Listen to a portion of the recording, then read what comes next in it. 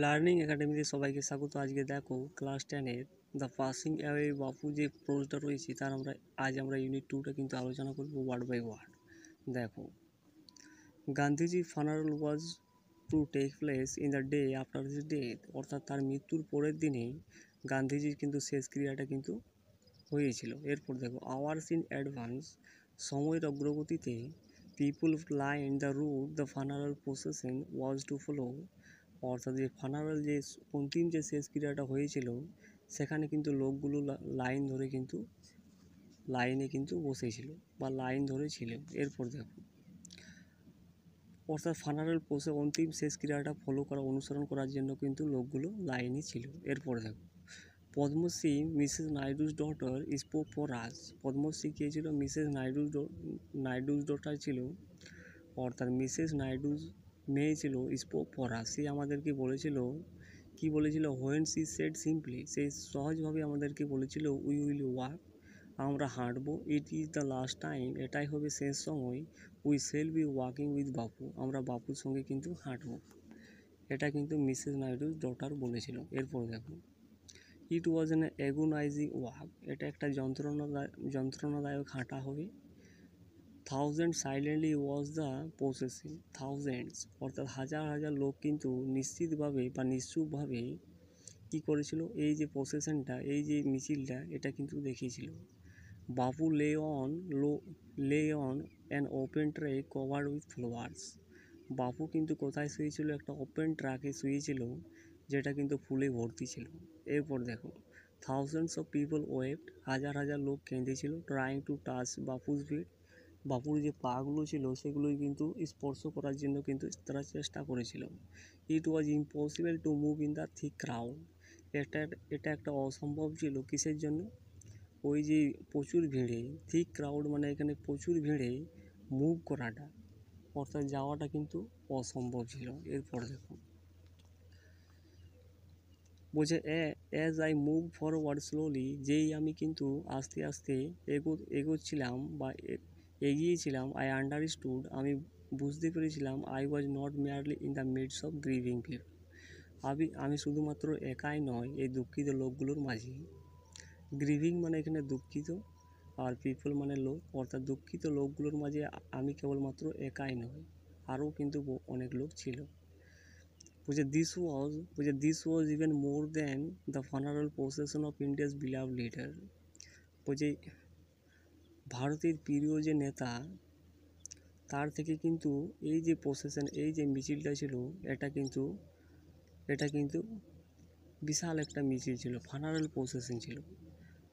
ঠিক আছে, এরপর দেখো, I was among people for whom, আমি ওই লোকগুলোর মাঝে ছিলাম, for whom walking with Bapu had a special meaning, বাপুর সঙ্গে যে আমরা হাঁটছিলাম, ওর যে মাঝে ছিলাম, এটাতে কিন্তু একটা উল্লেখযোগ্য মানে ছিল, অর্থাৎ অর্থ ছিল। এরপর দেখো, we had walked with Bapu over the rough and smooth of ইন্ডিয়ার রিসেন্ট হিস্ট্রি, ভারতের ইতিহাসে কিন্তু রাফ, মসৃণ এবং অমসৃণ পথ ধরে আমরা বাপুর সঙ্গে কিন্তু হেঁটেছিলাম।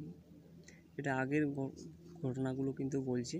দেখো, we could not now accept the fact, আমি কিন্তু এখন ওই ফ্যাক্টটাকে গ্রহণ করতে পারছিলাম না that the man who had led us over many difficult paths, যে লোকটা আমাদের কঠিন রাস্তার মধ্য দিয়ে আমাদেরকে নেতৃত্ব দিয়ে গেছে, was never going to walk with us again, সে কী করছে? সে এখন আমাদের সঙ্গে হাঁটতে পারছে না, এটা কিন্তু সে অনুভব করেছে এই কথাগুলো। বাপুর স্লাইড ফিগার, বাপুর যে পাতলা পাতলা ফিগারটা ছিল, শরীরটা ছিল, হ্যাড ওয়াকড, সেই কিন্তু হেঁটেছিল। স্টাফ ইন হ্যান্ড, তার হাতের মধ্যে একটা লাঠি ছিল। Over a large part of India, অর্থাৎ ভারতের বড় বড় অংশে কিন্তু, অর্থাৎ বিভিন্ন জায়গায় কিন্তু বাপু হেঁটেছিল। তারপর দেখে, to walk is to make slow progress, এই যে হাঁটাটা ছিল এটা একটা ধীর গতিতে হাঁটা ছিল, স্লো প্রোগ্রেস মানে আস্তে আস্তে এগিয়ে যাওয়া, এই হাঁটাটা কিন্তু ছিল। It is to think with clarity, এটা ভাবা যায় পরিষ্কার সঙ্গে, অ্যান্ড ক্লোজলি মানে পরিষ্কার সঙ্গে এবং কাছাকাছি দিক থেকে যদি ভাবা যায়, ও উইথ ক্ল্যারিটি মানে পরিষ্কার সঙ্গে এটা ভাবা যায়, অ্যান্ড ক্লোজলি ক্লোজলি লুক মানে পাশাপাশিভাবে যদি দেখা যায়, at all that is around you from small insect to the horizon in the distant, মানে ছোট পতঙ্গ থেকে দূরে সেই দিগন্ত পর্যন্ত বা হরাইজন পর্যন্ত কিন্তু এটা লক্ষ্য করা যায়। মানে এখানে একটা তুলনা দেওয়া হয়েছে যে ছোট পতঙ্গ থেকে ওই দূর দিগন্তের হরাইজন পর্যন্ত বা গোধূলি পর্যন্ত কিন্তু এটা কল্পনা করা যায়। এতটাই বাবু হেঁটেছিল আমাদের সাথে। এরপর মোর over to walk was open the only way open to the average Indian. More over মানে যাই হোক, the walk was open the only way, এই যে হাঁটাটা একটা একমাত্র পথ ছিল, open to the average Indian, অর্থাৎ সমস্ত ভারতবর্ষের লোকগুলোর মধ্যে এটা একটা ওপেন রাস্তা ছিল, অর্থাৎ খোলা রাস্তা ছিল এই হাঁটাটা। এরপর দেখো, ইট রিকোয়ার্ড নো ভেহিক্যাল, এটাতে কিন্তু কোনো ভেহিক্যাল যানবাহনের দরকার ছিল না, অ্যাকসেপ্ট হিজ ওন বডি, তার যে শরীরটা ছাড়া এটাতে কিন্তু কোনো যানবাহনের দরকার ছিল না, and cost him nothing but is energy, এবং কোনো কিছুই তাকে খরচ করতে হতো না, কেবলমাত্র তার শক্তি ছাড়া।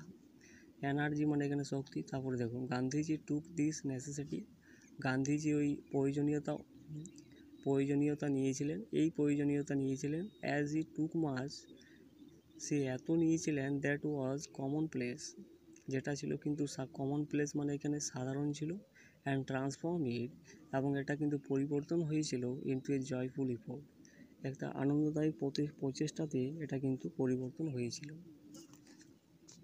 তো ভিডিওটা ভালো লাগে চ্যানেলটাকে সাবস্ক্রাইব করো এবং পাশের বেল আইকনে প্রেস করে রাখো পরবর্তী নোটিফিকেশনের জন্য।